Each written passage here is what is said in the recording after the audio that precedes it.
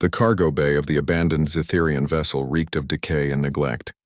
Commander Rhea Solon moved through the darkness with her scanner held high, the blue light cutting through the shadows like a knife through silk. The distress beacon had been faint, almost imperceptible against the cosmic background radiation, but something about it had nagged at her conscience during the patrol. "Command, this is Solon. I've boarded the derelict. No signs of crew." Her voice echoed in the empty corridors, bouncing off metal walls that had once gleamed with alien pride. The Zetherians had abandoned this ship 3 cycles ago, fleeing when their mining operation in the Kepler belt went catastrophically wrong. Standard protocol for most galactic species. Cut losses, move on, forget. Humans had learned that the hard way. Most alien civilizations viewed individual lives as expendable data points in larger calculations. Rhea descended into the lower holds, following the weak biosignature her scanner had detected. The temperature dropped with each level and frost began forming on her visor. Whatever life remained here was fighting against impossible odds. Then she heard it. A low, rumbling growl that made her spine stiffen. The sound came from behind a sealed containment door marked with Zetherian warning glyphs. Rhea's translator processed them instantly. "Dangerous bioweapon. Do not engage. Scheduled for termination." Her hand hesitated over the door controls. Every regulation, every training protocol screamed at her to leave, to report the finding and let proper channels handle it.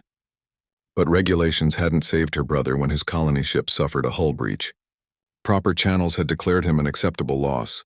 Rhea overrode the lock. The door hissed open and she found herself staring at the most magnificent creature she had ever seen.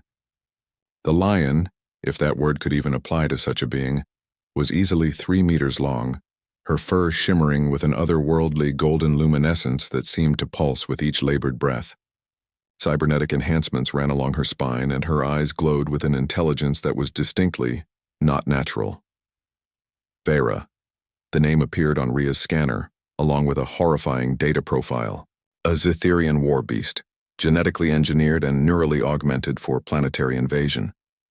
Designed to be unstoppable, utterly loyal to her handlers and absolutely lethal. But right now, Vera was dying. 3 small cubs huddled against their mother's flank, mewling weakly. They were barely the size of house cats, their own bioluminescent patterns dim and flickering. The containment chamber's life support had been deliberately disabled, a death sentence disguised as abandonment. Vera's eyes locked onto Rhea, and for a moment the commander saw something that transcended species and engineering. She saw a mother protecting her young, knowing she was failing, desperate for any miracle. "Command, I'm going to need an emergency medical evac," Rhea said, her voice steady despite her racing heart. "Negative. Solon. Biosignature reads as Zetherian military asset. Leave immediately and—" Rhea switched off her comm. The galaxy had rules. The Zetherians had rules. Every civilized species had rules about property, about warfare, about the acceptable casualties of progress. But humans had different rules. Rules written in the stubborn DNA of a species that had clawed its way up from extinction events and ice ages, that had looked at impossible odds and said, "Not today." She approached slowly, hands visible, projecting calm through her body language. Vera's growl intensified, but there was no strength behind it, only defiance and fear. "Easy, girl," Rhea whispered, kneeling just outside striking range. "I'm not here to hurt you." She activated her emergency medical kit designed for human physiology but adaptable.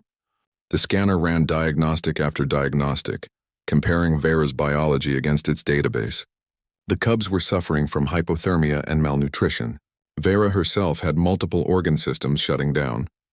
Deliberate genetic kill switch the Zetherians had, installed to prevent their weapons from ever turning against them. The cruelty of it made Rhea's blood boil. She worked for 3 hours in that frozen chamber, jury-rigging solutions that would have made any xenobiologist weep. Thermal blankets wrapped around the cubs connected to her suit's power supply. Intravenous lines carrying synthesized nutrients that her fabricator assembled on the fly. And for Vera, a desperate gamble, a neural bypass that would trick her augmented systems into believing her handlers were still present, still commanding her to live. When Vera's breathing finally steadied, when the cub's bioluminescence began to glow brighter, Rhea allowed herself a moment of exhaustion. She slumped against the wall, watching the family she had just saved. Vera's eyes opened, fully conscious now, fully aware. The great lion raised her head and studied the human who had defied an entire galaxy's expectations. Then slowly, deliberately, she lowered her muzzle and touched it gently to Rhea's outstretched hand. The gesture was universal. Gratitude. Trust. A bond forged in the moment when one being chose compassion over convenience. 6 months later, Commander Rhea Solon stood on the deck of the UHSV Indomitable, watching Vera and her cubs, now healthy, vibrant, and thriving, play in the specially designed habitat module.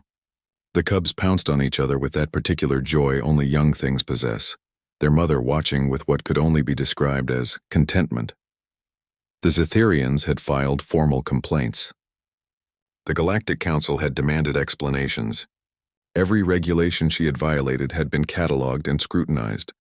Rhea's only response had been to submit her rescue operation report with a single human phrase that had since become something of a motto. Not on my watch. Humanity's application for greater autonomy in galactic rescue operations had been approved shortly after. Apparently, when faced with humans who would risk everything to save the helpless, even genetically engineered war beasts, the galaxy decided it was better to step aside than try to stop them. Vera approached the observation window, her massive paw touching the transparent aluminum. On the other side, Rhea placed her hand opposite mirror to mirror. The galaxy had its rules about what was valuable, what was worth saving, what was expendable. But humans had always been better at breaking rules than following them, especially when someone needed help. And in that moment, standing beside a creature that should have died alone and afraid, Rhea Solon knew she had made the right choice. Not the easy choice, not the legal choice, the human choice. Behind Vera, the cubs tumbled and played, alive because one person had second thoughts. And across the stars, word was spreading among the abandoned, the discarded, the deemed not worth saving. If you can hold on just a little longer, if you can send out one last signal, the humans might come, and humans never leave anyone behind.